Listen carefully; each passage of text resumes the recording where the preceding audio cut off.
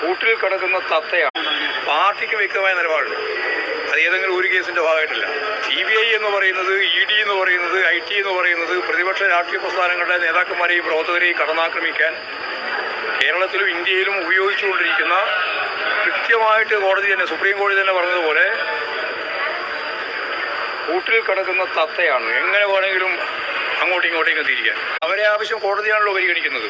ആ കോടതി പരിഗണിക്കുന്നതിന്റെ ഭാഗമായിട്ട് കോടതി എന്താണോ പറയുന്നത് അതനുസരിച്ച് കാര്യങ്ങൾ നീങ്ങിക്കോട്ടെ. പാർട്ടിക്ക് വ്യക്തമായ നിലപാടുണ്ട്. അത് ഏതെങ്കിലും ഒരു കേസിന്റെ ഭാഗമായിട്ടില്ല.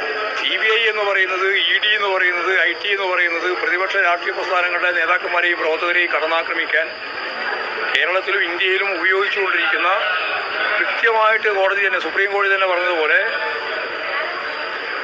കൂട്ടിൽ കിടക്കുന്ന തത്തയാണ്. CBI എന്ന് പറയുന്നത് കൂട്ടിൽ കിടക്കുന്ന തത്തയാണ്.